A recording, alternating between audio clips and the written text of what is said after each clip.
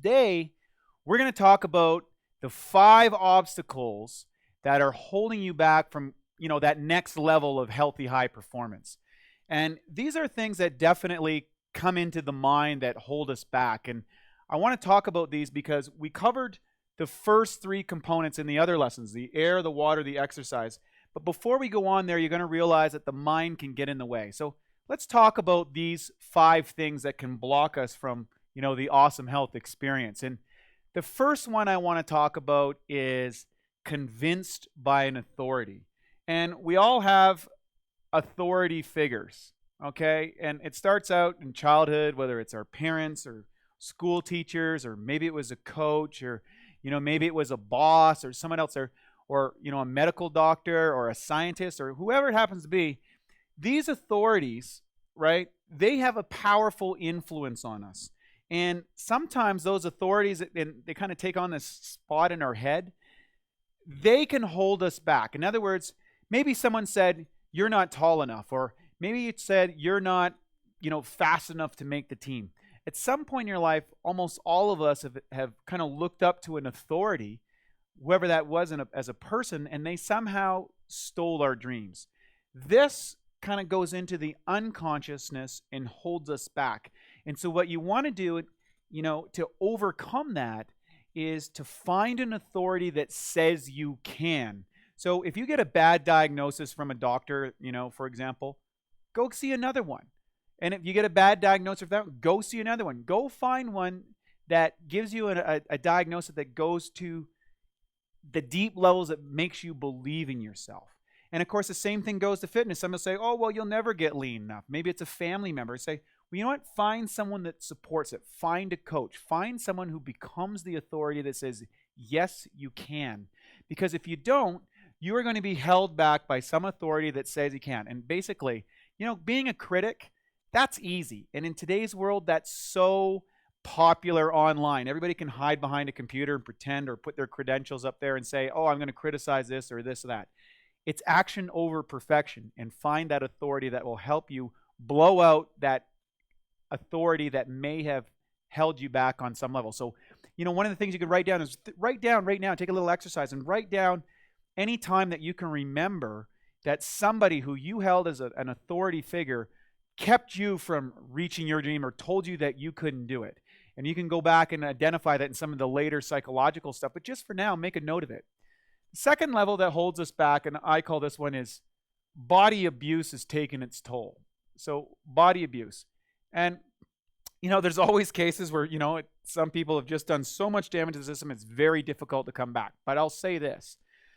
I've seen some incredible transformations. I've seen people that I've coached that were morbidly obese. I mean, people that had been, fat and out of shape their whole lives, and they were in their 40s and 50s, and they made a comeback and got fit and healthy.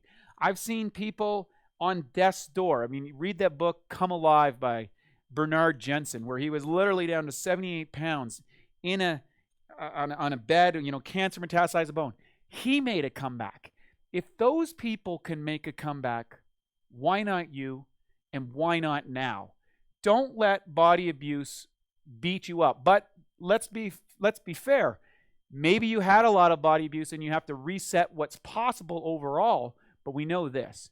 If you follow the principles that we outline in this performance-based program, you're going to find that you can overcome a lot of this because your body's ability to transform and to heal itself will really make a difference. And remember, your body wants to be healthy. It wants to perform at a high level. It's designed to do it.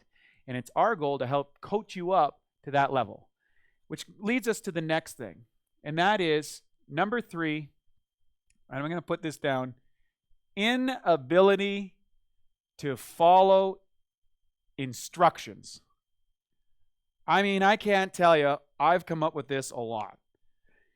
Over the years, I've been coaching people for the better part of 2 decades now, and what I have discovered during that process is that coachability always trumps talent. I've seen people with extraordinary talents, gifts, abilities that never really got that much out of it because they simply weren't coachable. They had an inability to follow instructions, or they had what's the worst case, which is what I call analysis paralysis.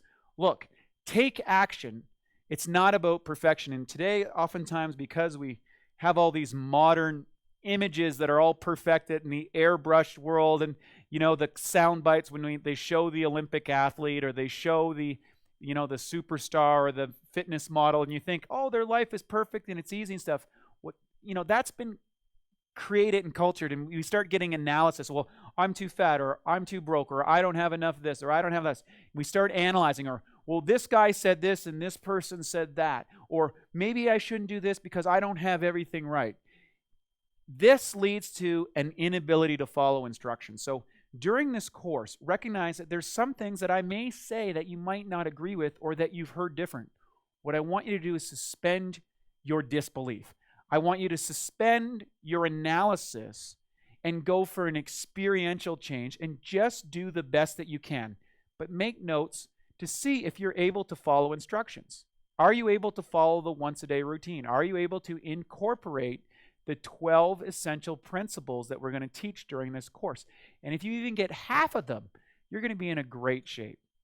The next obstacle I want to talk about, that we come up to, and this is a big one, and a lot of people, I might get some flack for this one, for saying it, but I'm going to say there's a lot of people out there that are addicted. They're addicted to the attention of being sick, of being out of shape, of being tired, of being broke or poor, or whatever it happens to be. You're living in a de-energized state of being. Whatever that happens to be, they're addicted to suffering. And, you kind of hear about it. The person goes, oh, I got the diagnosis from the doctor, and they don't know what to do anything. They send with 5 specialists. Maybe you've heard that story, or, they said I got big bones, or my mom was out of shape, and this is out of shape, or maybe the attention that they get, because what happened when we were little kids, maybe if you didn't get enough attention, when you got sick, the doctor paid attention to you, gave you some candy. Your parents took more time. People brought you presents and took this. And sometimes this builds an addiction to that state. And also for people that have maybe gone through abusive situations or that sort of thing, that got made fun of and developed a psychological attachment to the pain of being out of shape. But know this, every single person who's ever come out of those situations changed their beliefs, and you can change your mind and drop the addiction to the attention of kind of negative states. And you can do it if you just want to put the time and effort. And by following this course through the entire 84 steps, you'll find that you'll start to blow out those things and start to recognize it. Just knowing these things is going to change your awareness around it. And then I'm going to live to the last one. And that is anger and resentments. Particularly the inability to give them up. Mark Twain once said, anger is a poison that does more damage to the vessel than to what it's poured on.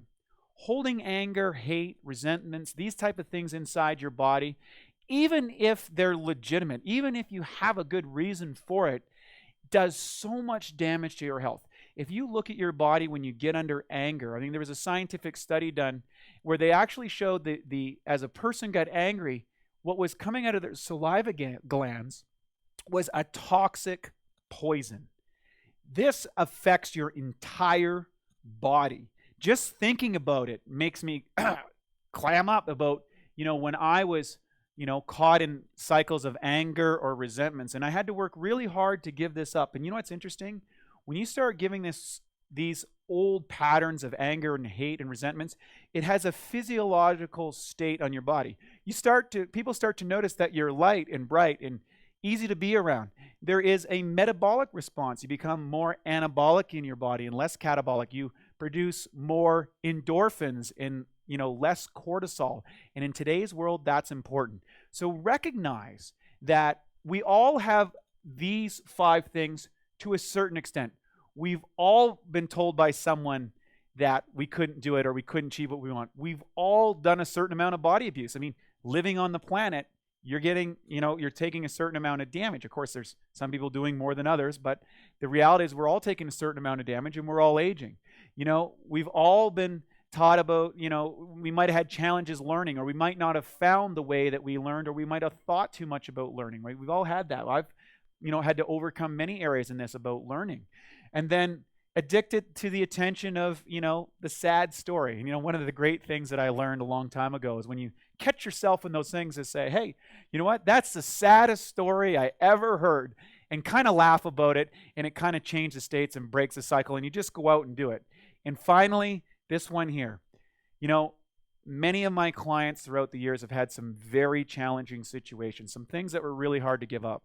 But you know what? What they have all found and reported, that when they gave up their anger, the resentments, the hate, they've just experienced a new level of health and well-being.